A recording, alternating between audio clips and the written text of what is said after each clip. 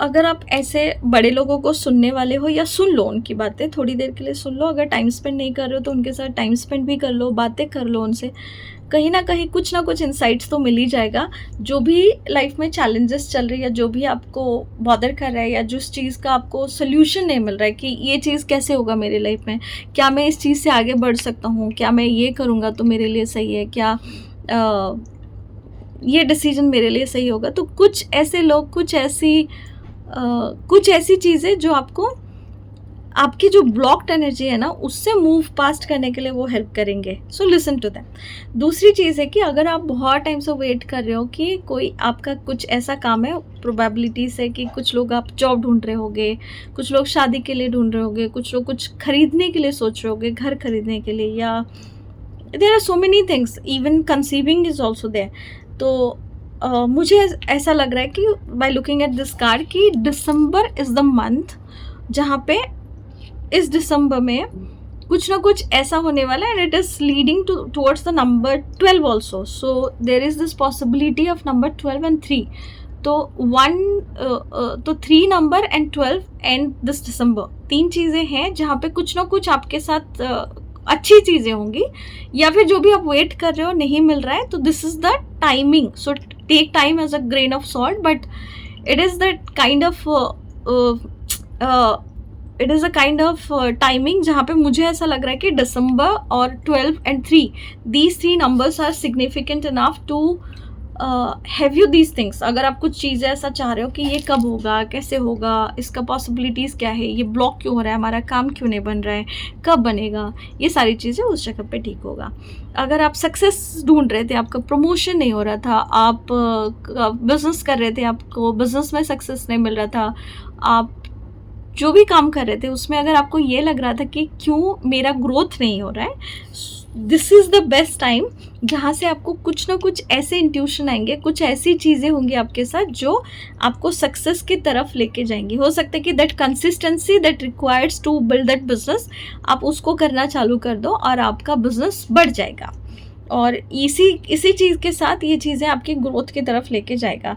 सो यहाँ पे मैंने इस कार्ड की रीडिंग जब मैंने चालू किया था, वहाँ पे मैंने आपको एक ही चीज़ बोला था कि there is this something that is required your attention, and the card, last card जो मुझे दिख रहा है वो बोल रहा है कि warning you of a problem either now और इन द नियर फ्यूचर। सो हमने रीडिंग ही स्टार्ट किया था एक ऐसे प्रॉब्लम्स के साथ कि जिस चीज़ की रिक्वायरमेंट है कि आपका अटेंशन चाहिए। मोस्टली मुझे संभव लग रहा है हेल्थ। तो अगर ये हेल्थ है तो just look after your health.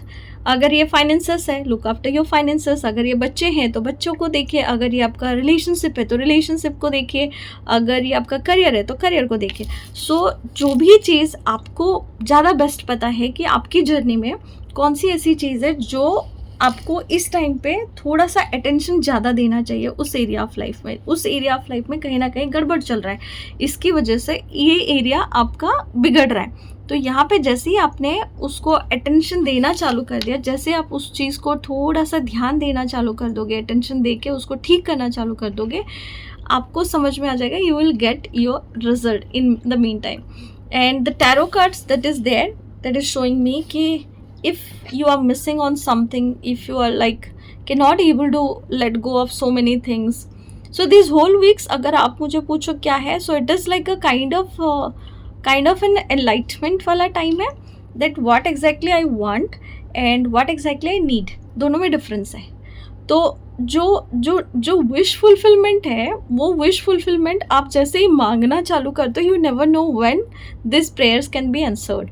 और इसी वीक में अगर आप ऐसे देखो कि कोई क्वेश्चन आप पूछ रहे थे कि होगा नहीं होगा, होगा नहीं होगा, ये एब्सोल्युटली होगा, but it is requiring something to leave also, क्योंकि आपको वो स्पेस बनाना पड़ेगा। You have to go to that hermit mode, sit with yourself, ask yourself what can I do better, how can I do much better in this situations, ताकि मेरे जितने भी situations ख़राब हो रहे हैं in any possible area of my life, वो सारी चीज़ें धीरे धीरे ठीक हो जाए।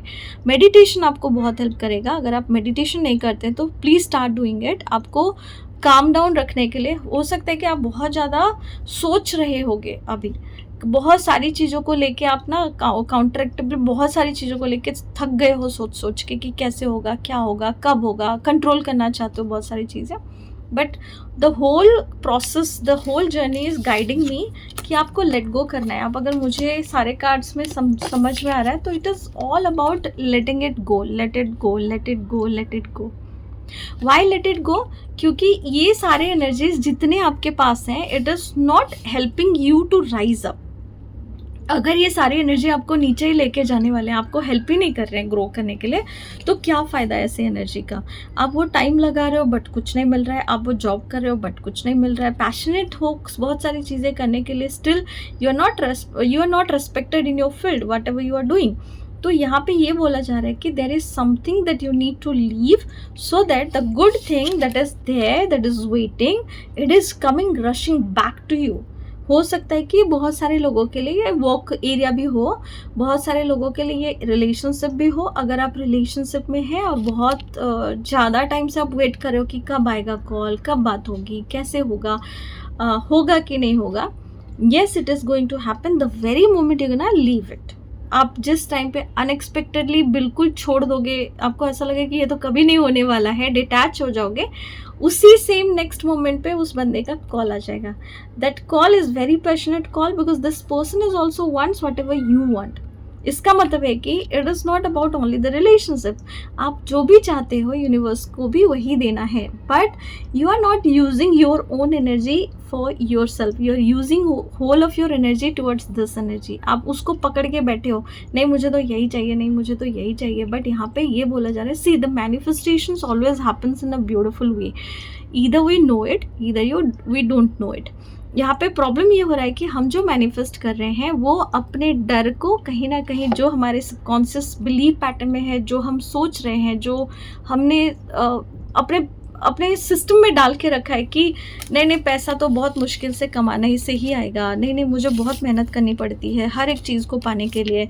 मैंने तो अपने घर वालों को भी देखा है हर टाइम पे मेहनत करते हुए, पैसे क्या पेड़ पे उगते हैं। So all these kind of believes that we have inculcated, that we have taken, ये सारे बिलीफ सिस्टम को, जितने भी बिलीफ सिस्टम हमारे अंदर हैं, इन सारे बिलीफ सिस्टम के साथ अभी आपको एक न्यूरो पाथवे नया वाला बनाना है, so that it the whole entire energy is going towards you and it will try to manifest you the wish fulfillment that you are asking for, the kind of relationship that you are looking for। ये आएगा जब आप वो toxic relationship को छोड़ दोगे, जब आप उस आदमी को नो बोलोगे जो आपकी वैल्यू नहीं करता, जब आप उस आदमी को ये बोलोगे कि no I can talk to you but आपको भी मेरे टाइम का वैल्यू होना चाहिए। Whenever I am available, if you are not available all the time, आप जब भी अवेलेबल हो सिर्फ मैं उस टाइम पे अवेलेबल हूँ, it is not going to work. It is a team building, it is a relationship, right. So यहाँ पे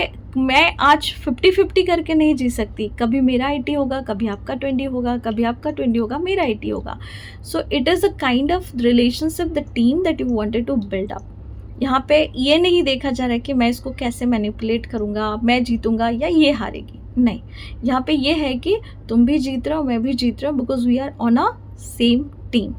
तो ये वाले रिलेशनशिप अगर आप ढूंढ रहे हो तो आपको ऐसे कुछ टॉक्सिक पैटर्न से छोड़ के उनको जाना पड़ेगा, जिन लोगों की बातें आप हो सकता है सुन रहे हो इतने टाइम से, जिन लोगों के साथ आप चल रहे हो, but these things are not working with you, these things are not helping you.